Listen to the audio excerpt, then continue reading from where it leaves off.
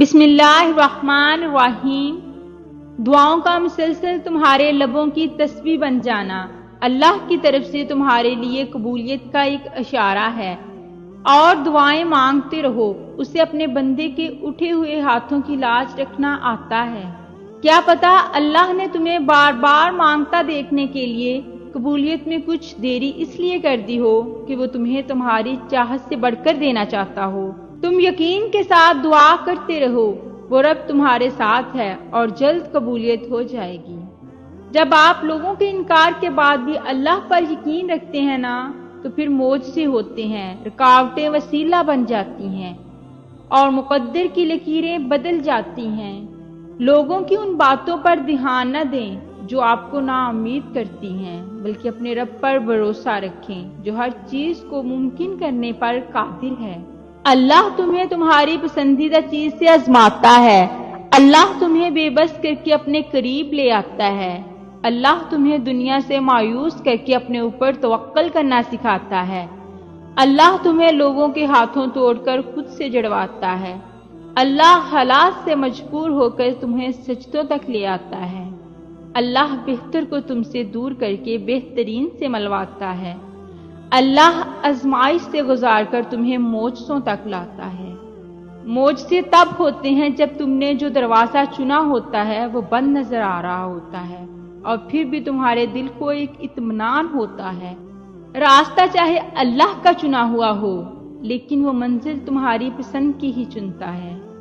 جب انسان بے بس مجبور ہو کر اللہ سے اپنی دعاؤں کا نام نہیں لیتا، بلکہ اللہ سے اپنے بیمار دل کو ٹھیک کرنے کی دعا مانگتا ہے، تمہارے لیے جو ناممکن ہے اللہ کے لیے صرف ایک کن کی بات ہے۔ وہ طاقتوں اور قدرتوں والا اللہ ہر شے پر غالب اس کی ذات ہے۔ تم جتنی دفعہ مانگتے ہو اللہ اتنی دفعہ تمہیں تمہاری دعاؤں کے جواب دیتا ہے۔ تم یہاں ایک قطرے کے لیے رو رہے ہو، جبکہ تمہارا رب تو تمہیں 7 سمندر عطا کرنے پر بھی قدرت رکھتا ہے۔ تمہارا کام بس دعا کرنا ہے، عطا کی تدبیریں وہ خود بناتا ہے۔ آسمان پر اللہ جانتا ہے کہ اس کا بندہ انتظار کر رہا ہے، اور یقیناً وہ آپ کو مایوس نہیں کرے گا۔ ہم جو چیز مانگتے ہیں نا اللہ تعالیٰ سے، وہ اللہ کو پہلے سے ہی معلوم ہوتا ہے۔ ہم جس چیز پہ تڑپتے ہیں نا اللہ تعالیٰ پہلے سے ہی اس تڑپ سے واقف ہوتا ہے کہ ہم یہ مانگیں گے اللہ سے۔ اسے پہلے سے ہی پتا ہوتا ہے کہ ہمارا دل کس چیز میں الجھ گیا ہے، تو جب اللہ کو پہلے سے معلوم ہوتا ہے تو وہ ہمیں کیوں نہیں عطا کرتا؟ اس لیے تو اس نے دعا بنائی ہے، دعائیں مانگنے کے لیے ہمیں بنایا تاکہ ہم اس سے مانگیں، اس سے باتیں کرتے رہیں، اسے بلاتے رہیں، اس سے دور نہ ہو جائیں، اس کے قریب رہیں تاکہ وہ ہماری طرف متوجہ ہو سکے۔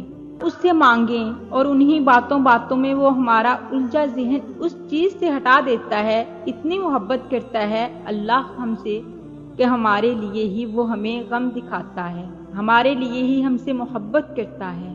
جب تم اس کی چاہت کو اپنی چاہت بنا لیتے ہو، پھر ایک وقت آتا ہے وہ تمہیں تمہاری چاہت سے ملوا دیتا ہے۔ اگر اللہ نے تمہارے دل میں کسی کی چاہت ڈالی ہے اور تمہیں دعا مانگنے کی توفیق بھی دے رہا ہے، تو ہو سکتا ہے کہ اللہ تمہاری چاہت پہ راضی ہو، بس تمہیں آزما رہا ہو۔ جب ہمارے صبر کی آخری حد ٹوٹ جاتی ہے تب اللہ فرماتا ہے کن، وہ تو بس ایک بار کہے گا بس ہو جائے، اور وہ ہو جائے گا۔ وہ مانگنے کی توفیق بھی تب ہی دیتا ہے جب اس نے وہ چیز تمہیں دینی ہو۔ کیا پتا تمہارے لیے اس صبر کے بدلے اللہ نے تمہارے لیے وہی کچھ مقرر کیا ہو جو تم اس سے مانگتے مانگتے نہیں تھکتے، جس کے لیے بار بار اللہ کو مناتے ہو، تمہارے لب نہیں تھکتے۔ تو پھر یقین رکھو جو کچھ بھی تم اللہ سے رو کر تڑپ کر مانگتے ہو، دیکھنا ایک دن حقیقت میں تمہارے سامنے ہوگا انشاءاللہ۔ ویورز، اگر آپ کو میری یہ ویڈیو پسند آئی ہے، چینل کو سبسکرائب کریں، ویڈیو کو لائک کریں، شیئر کریں۔ جزاک اللہ۔